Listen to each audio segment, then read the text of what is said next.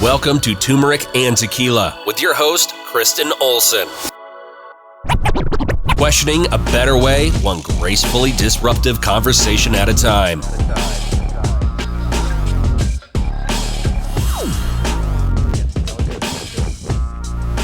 Hello, everyone. I am extremely excited to be here. I so deeply wish we were in person and vibing in energy in equal space. I'm excited to be here and connect in any capacity come 2021. So we're going to jump right in. I am KRISTEN Olson. KO Alliance is my company. Turmeric and Tequila is my podcast. And my why is Graceful Disruption. So we are going to unpack that today, talk about what it is and why it's so important. As I just said, Turmeric and Tequila is the cast, and it really came from my collection of experience and really wanted to help define new reality, particularly for our young generation, but really for everybody out there. So on my cast, every intro I say, we're here working to inspire positive, radical social evolution. And what is graceful disruption? People sometimes think it is like this big, huge, in-depth conversation, but it's really not. It's anything that's challenging status quo, questioning a better way, our trailblazers, people that are disrupting social norms, people, companies, parents, coaches, whatever, and doing it in a graceful fashion, because we know grace is really important this day and age. We got to welcome people into the conversation versus throw it right at them. What I'm going to go through today, I do think that the best way to display a story and what's going on is to kind of lean into your own successes and failures. We're going to lean into 3 of my quote unquote failures. It was funny because Andrew sent all of us speakers. He's like, don't talk too much about yourself. And I was like, oh shit, that's my whole presentation. So I hope this works and it's good, but we're going to run with it. So I'm going to tell you about my journey and my why and how I learned why graceful disruption is so important at this point. And the goal really at the end of this is to inspire you to question a better way and gracefully disrupt the world around you. We know at this time, there's no better time for personal responsibility and really working to get 2021 and moving in the right direction. For all of my philosophy junkies out there, this is one of the most real statements I've come to really learn and understand. Reality is nothing more than applied meaning. And this is what I call my OG philosophy. For anyone that can dig into, Plato, Aristotle, it's incredible information. It's a little complex, but it's really stuff that's meaningful even today. And this is, obviously a very, very long time ago. But to sum up philosophy, it's to live is to suffer. And as dramatic as that sounds, that's like the baseline of all philosophy. So we have to be in this world figuring out how we can live and find happiness, because life is hard. Things are hard, but you're alive when you're getting through the things. So we're going to unpack what applied meaning means as of 2021. This is a cell phone, as everybody knows. As I was growing up, I did not have a cell phone, and I was not consuming the digital media that our young people are today. And this is runs alongside my why. I see how much our young people are consuming their information, their realities, they're defining their applied meaning from their cell phones. Everything's coming through that. And as we know, there's very minimal filters on there. So all of this information is coming at us, and it's hard to understand what is real. So this is the time to lean into our own personal responsibility and understand the messages that we're putting out there, not only for ourselves, but the world around us. That is a powerful tool you're looking at right now. Before we conquer the world, we must conquer ourselves. So as much as my podcast and my mission is to, inspire positive, radical social evolution, I know that everything that I need to do that starts right here and starts with me. So I had taken exponential time to unpack all the flaws and look back at things that have happened so I can really dial in my nuts and bolts. So when I'm walking out there, I can lead by example and I can share my journey and mission. And if any part of my failures streamline your process in life, by all means. I think that's a really amazing thing. Obviously, we have all our own journeys and we need to learn, and universe provides what we need to learn. But I do think there's some incredible tips and journeys we can learn from each other. So I'm here to share my message and my journey thus far. My quick 411, again, we'll keep this really fast, but I do think it's important to share my ethos, my why. Why is this human standing in front of you telling you what's up? This will frame a reference of who I am and why I'm telling you what I'm telling you. I am one of 4 children. I'm the oldest girl. I have 3 younger brothers. So that's pretty crazy in itself. And we are all pretty wild, energetic animals. So you have to stand out in the noise. And again, this is deep metaphor for how I am where I am right now. I went to college at George Mason University. I played lacrosse. I was Denver kid that wanted to play an East Coast sport. The sport has grown exponentially at this point, but back in the day, us Denver kids were pretty far behind where the East Coast game was at. But my young self just leaned in, and I really wanted to go D1 top 20. I had this belief in my heart. I was checked immensely my freshman year, and we rode the bench for a whole year trying to figure it out. But it was a really great experience, and I was dead set on going D1, and I was eventually a 3-time captain. After college, I started CRS lacrosse, and we'll talk more about this, my first business. From there, I went on to CrossFit and competed at the games 4 times, and there's a bunch that goes within that. And then the business started to evolve with different corporate situations, and I went back to my entrepreneurial set. So that's just a quick space frame reference, lots of sports, lots of business, and a lot of my life lens runs through athletics. But when you're listening to this, if your lens is more theater or family or speaking or podcasting, really the lessons are applicable to whatever. This just happens to be what my world is. So feel free to change the narrative to whatever really fits you. A leader, also one of my pet peeves is when somebody walks in the room like, I'm a leader. And you're like, okay, I'll decide that. But here we are. So we're breaking all the rules today. This is basically what my business is, KO Alliance, and my personal journey being a marketing professional for over 18 years and working within the fitness and marketing space. If you want to know details, you can really go to my LinkedIn page. But not why we're here. This is more important. This is the young self. And I encourage everybody to lean back into some of the early childhood memories when you were dead set on what you were going to do before the world told you you couldn't. And I don't even remember saying this, but this is my high school yearbook. And I said, I really look up to Michael Jordan because he stuck to his dream no matter what everyone else said. And I was so notable in my high school, they even misspelled my name. So very humble beginnings. The world keeps you in place. And you can tell this is before I started CrossFit. There's no traps or muscles really. But I knew what I wanted. And if you know me, that look, I'm not super excited about school, but I wanted to get to play lacrosse. So I know I had to get it done. But that statement right there and how I viewed the world really guided every step moving forward. So for everyone listening, again, it's not really about me, but think about early when you're young and you had this mission before anything interrupted it. I was the dreamer and the doer. As I said, I turned down scholarships to go D1, and thankfully I had a really supportive family that allowed me to do that and, go 2,000 miles and chase this dream when there's no women's pro lacrosse or anything like that. And freshman year bench, sophomore year started to really get good and understand. And I used to sit in my coach's room and watch VHS tapes. That's how old I am. And learn the game. And it was this quick, ebbs and flow. We know in life, like good things happen and bad things. And it's kind of this constant journey, but I was pretty young here and I didn't fully understand that. So this was my first of like super high. We're in it. We're starting. We're doing well. We had the opportunity to fly to Denver and play in front of my entire family. We played University of Denver and Stanford. We won both games. It was incredible. I had all my family out and we had the team at my house. It was like an immense high. My grandfather was there. One game back, we came and I tore my ACL. We lost the game. I took the ball to goal and I shouldn't have. Tore my ACL. And a week after that, I lost my grandfather that I'd just seen at the Denver trip. So this was a phenomenal example of life, ebbs and flows. And I had to, as I'd gotten older, I had to really look at this and unpack it and say, okay, the world, the applied meaning within this was, you got injured. Maybe it wasn't the right decision to go 2,000 miles. The cross doesn't really matter. You can't monetize it. Like, was this all a waste now that, you can't play? And I had to rebuild that meaning of understanding how confident I was in taking that risk as a young human, how I had to overcome things, how I'd expand my reality. If I lose my identity as a lacrosse player, what else am I? I had to gracefully disrupt my own thoughts around this and understand the larger lesson at hand. So as you're thinking about this, young self, again, your mission, you know what you want, and then the first thing that kind of threw you off, and then how you had to get back on track with who you are. Here's me in college, looking good. Headbands were very cool, by the way.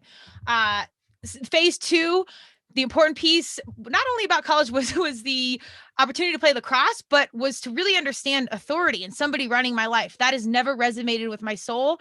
And I think once I graduated, I say I had an authority allergy because I didn't care what it was. I was like, cool, this entrepreneur thing, you do it yourself, you figure it out. I'm in, let's do that. I'm over having an authority. And it's not that it was all bad. It didn't sit with who I was. I'm deeply, deeply independent at core. And these are some other things we've packed and unpacked and taken some time to learn. started coaching varsity lacrosse, started my first business. And that's when I really started to see the situation I was in. My environment, lacrosse, was very, very wealthy, very white. I was extremely lucky that my public school happened to have lacrosse, but this as a sport that had taken me all over the world had, offered so much opportunity for me. And my business had basically done anything that's camps, tournaments, team sales, anything that satisfied the lacrosse market. But my mission really was to spread the game of lacrosse. So we weren't making a ton of money. And the world around me was saying, well, this business isn't successful because you're not making a ton of money. There's not a huge audience for this yet. Maybe you should, do something different. But really, at that point, I learned we started doing our stuff for free and going into schools and exposing the game of lacrosse. And the whole point for me was to expose this opportunity of learning life skills through sports, particularly for our young women. I thought so critical to learn confidence and teamwork and whatever else. So I had to shift that meaning in my mind of success is not necessarily money, but it's your why. It's doing what you're doing. Obviously, you have to pay bills, but I had to disrupt that, what that meaning meant to me.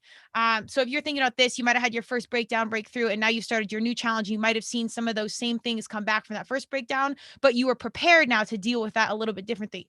So I hung with it and I modified. And through that, I really became innovative. And it was some pretty game-changing stuff that I didn't really even know that was trailblazing at the time. This is my brother and I were coaches. I always like to see our positive impact on youth. That's Zan, one of my favorite players. We still keep in touch. She actually liked us, but I thought that was a hilarious picture. Alongside this, now CrossFit starts to take off. So I'm going back from my business self now to my competitive self. So again, we're leaning back into young self of I'm going to do this my way. And now I have this opportunity to compete again when lacrosse didn't necessarily work out the way I wanted it to. So I was channeling this competitive energy into CrossFit. We got in pretty fast in 2008. By 2009, we were at the games. And we won't go into too much into CrossFit. I know my CrossFitters are either excited how this or the non-CrossFitters might be having an eye roll right now. Either way, we got to the games pretty fast. 2009 to 2012, I was actually on the Affiliate Cup in 2011, and we took second in the world. Really incredible opportunity. Through this, I was always trying to compete as an individual, and every time I was just outside of making it. So I competed with the team, and those are a multitude of really heartbreaking experiences. However, we did have this opportunity to go as a team. We ended up taking the medal, second place. And so, it's like I said, some things just work out how they need to.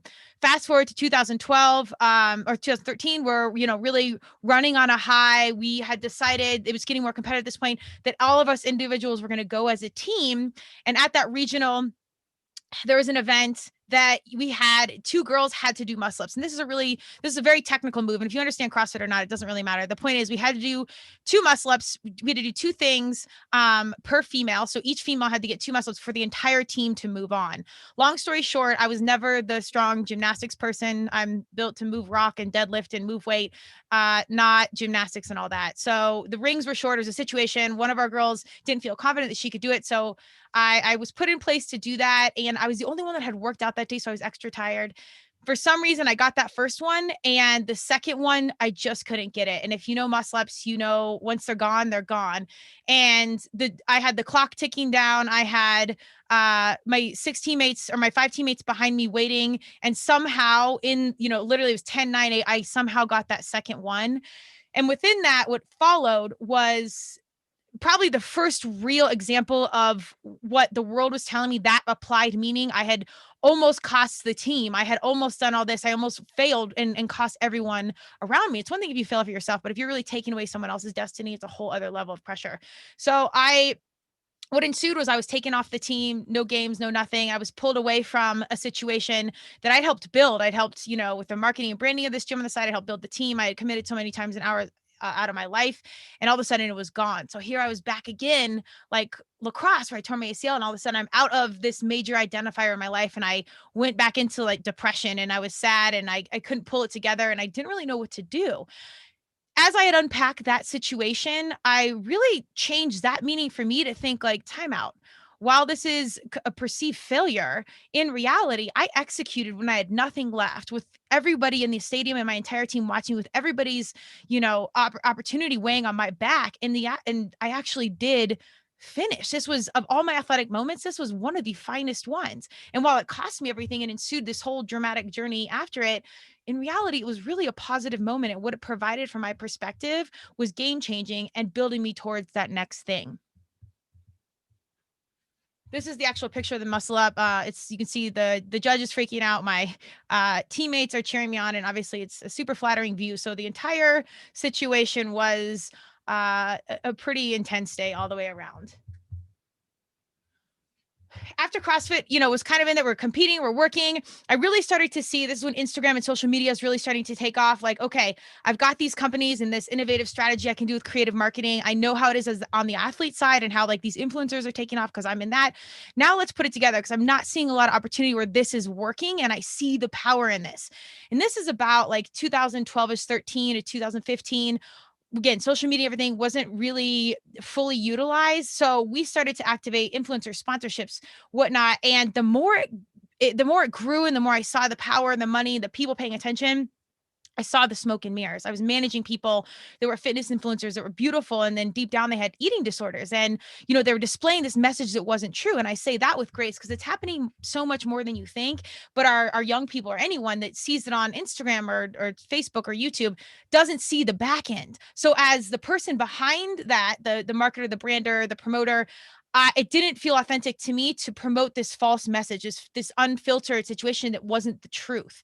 And I, that inspired us working with more mission-driven situations, but I had to disrupt my meaning of like, okay, now the business is successful and there's money coming in and we're working with big name brands and it looks all great, but is it successful because we're not back to the why? It was almost the exact opposite of what it was with my first business. So we had to pull back and really intentionally work with mission-driven businesses specifically to stand out in the noise, and started Turmeric and Tequila. And that's what brought us to the podcast, because I knew that not everybody wanted to be an influencer with 1 million people following them. However, there were some really incredible, what I call my varsity humans, that had done amazing things, that had these journeys that needed to be shared, that really could inspire the next generation and streamline some of their process of learning.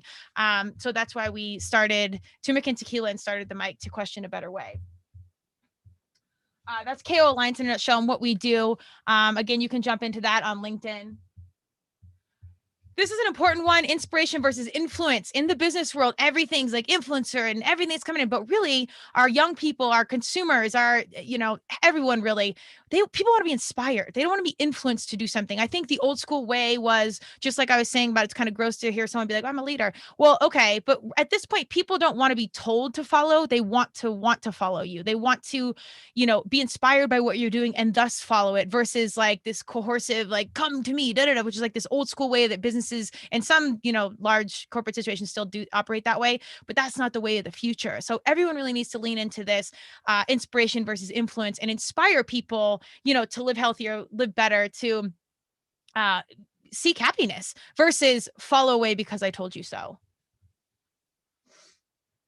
Environment. This is, people ask what's the one thing at the ripe age of 40 that you would give to young people. I don't know if I'm qualified quite yet to give out life advice, but I would say the environment we are in, the people we surround ourselves with, and the media we consume define our applied meaning, our realities, no matter what. Who you're around, what you're consuming, books, media, people, podcasts, that is influencing your world. Even if you're super grounded and even if you understand what's going on, it will beat you down until you conform. So you have to be very protective of yourself, your magic, your voice, your thoughts, and get varsity humans around you. Get intentional about what is in your daily life and disrupt that accordingly if it need be. This is me. Again, I like to poke the bear. It's an influencer t-shirt. We're just here to be the most. Quick little practices. Again, this isn't like groundbreaking, deep meditation stuff, which all that stuff is great, but this is simple things that you can do right now. Disrupting your own mindset, communication, having conversations, connect with people, get back to yourself so you can lead by example. Really embrace that you are an influencer. It doesn't matter if you have 1 follower or 5 million, people are listening and watching. So I said, smile. Awareness, really pull back and see what's going on and see if, people are liking and commenting on your social media, or if you're at the gym and you say something and someone repeats that, like, you start to see how much your influence and what's going on is impacting others and how you are taking in their actions and words. Support businesses that tell the truth. We're going to talk about that on the next slide. And change your reality, change reality. The more each of us individually are changing what we're doing and exuding the positive energy, the more it changes everything for everybody else.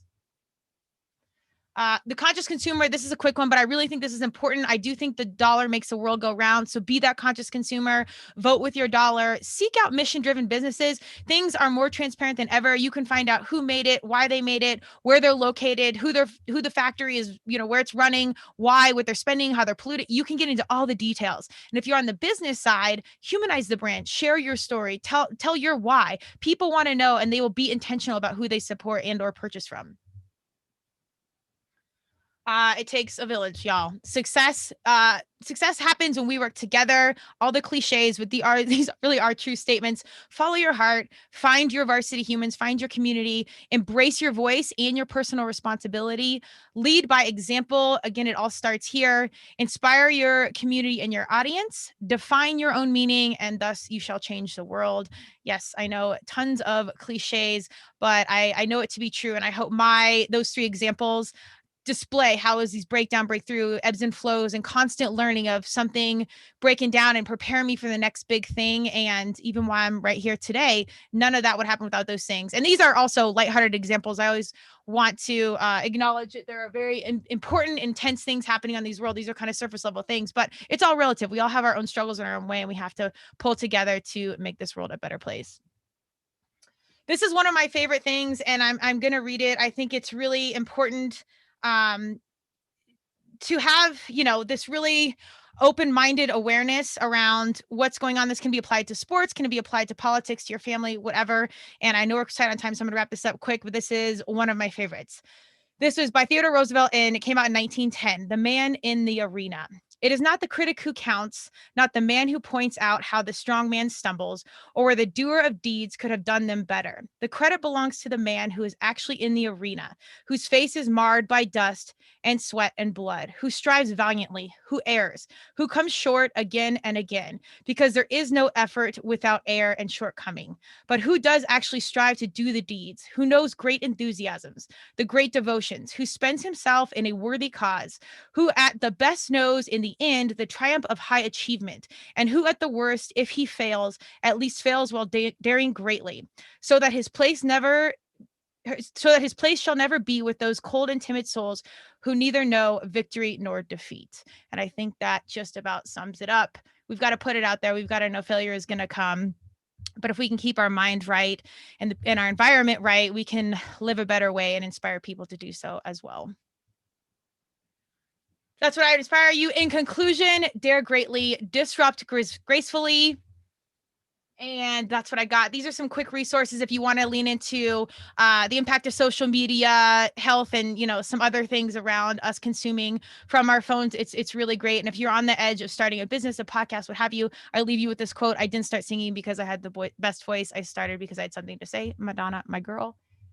And that is it. There's my information. And if you have any questions, comments, concerns, we'll probably dial 911, but everything else, contact me. And I hope to hear and or see you all very, very soon. Andrew, that's all I got. I know we're close on time if you want to jump back in. Yeah, Ruben is moderating this track. Oh, Ruben, sorry. Ruben, Yeah, so okay, okay. yeah, go ahead and turn your camera on, Ruben, and unmute yourself and help KRISTEN. Well, I mean, that was a great presentation. I loved it. I loved it a lot. So I do have one question here for you. Yes. Is that on while you're doing the fitness and all that, how are you maintaining the diet that make sure you have the energy to do everything you want to do, and clear your mind and not having Krispy Kreme donut. Yeah, well, that's right. Turmeric and tequila, it's all about balance, because I was the athlete that liked to train hard and go 100%, but then also we have to have some fun and relax in life. It can't all be training. But I mean, that's a whole podcast in itself. We had gone from just eating clean to trying the paleo thing to figuring out what you want, but it's a metaphor for everything. It's really like not a one size fits all. You got to find out what fuel works for you. But in general, I keep it simple. I try and, eat clean vegetables, lean meats, lean proteins. I try actually to go as plant-based as possible at this point. But beyond competing, nutrition is so important, as we've seen with COVID, to really take care of your personal health. So we're not, leaning on the government or the system to take care of us anymore. We can really maintain that control with ourselves. So that's a complicated situation, but I really just try and keep it as simple and eat as clean as possible, because it impacts so many things. Right, it does. So, and what sports do you actively participate in still?